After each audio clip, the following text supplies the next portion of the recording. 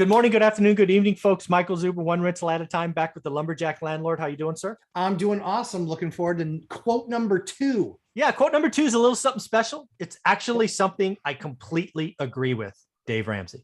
And again, there's lots of things Dave Ramsey talks about that I complete with a lot. I just happen to think his real estate advice is some of the worst I've ever heard. But let me read this quote to you and see what you think. Sure. A budget is telling your money where to go instead of wondering where it went. Quote from Dave Ramsey.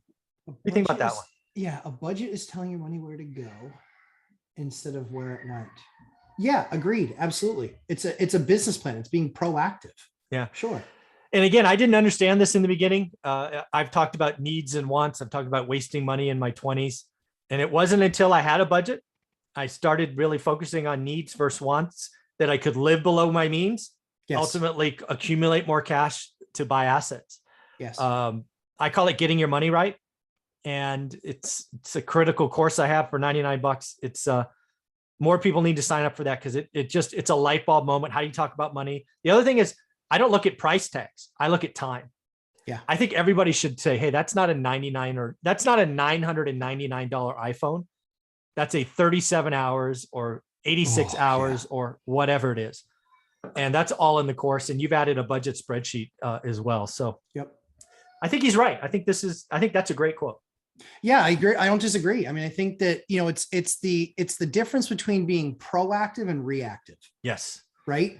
Yeah. And so reactive businesses don't do very well.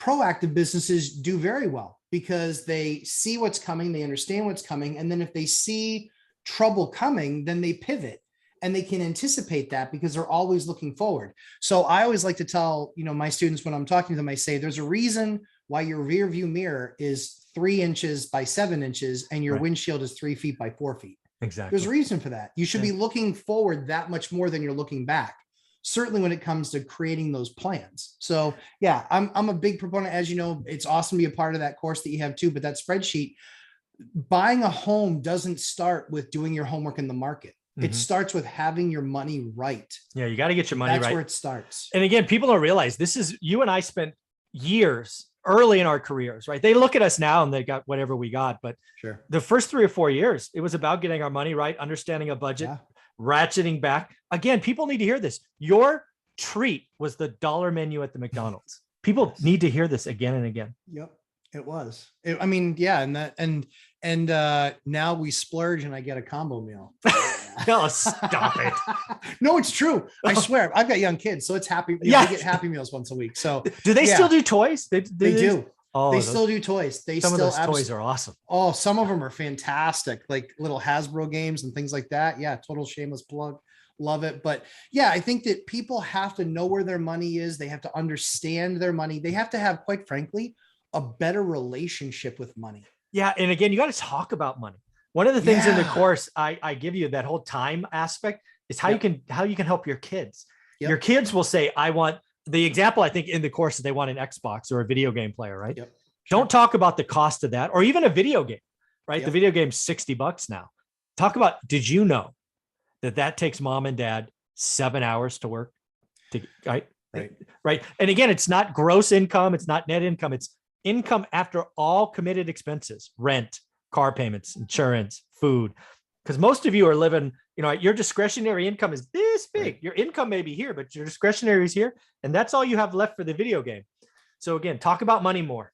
You also have the opportunity to do it the other way too. So when I look at it as an example, like I look at something and saying, okay, I could do that and that will take me 15 hours, or I can pay someone $500 to do it. Yeah. It goes the other way too. And that's the thing, is you have to find the best use of your time. You have to find the best use of it. And that might be, for me in particular, I look at job projects and things like that. And it's just like, no, I can have somebody else do that and they can take care of that. And it doesn't make sense for me to, waste an entire Saturday doing that project when I can pay someone $500 to do it. Very cool. How can people follow you, be part of your Sunday live stream? So lumberjacklandlord.com, Lumberjack Landlord YouTube. We will be scheduling that for 11:30 Eastern time on Sunday. And we'll do that probably for the month of September. At the present, that looks like what we're going to do. And the last 2 have been a lot of fun. It's just been 5 hours of questions and answers. Very cool. I look forward to seeing what happens next. Thanks, buddy. One more quote to go. Yeah. Thanks, Mike.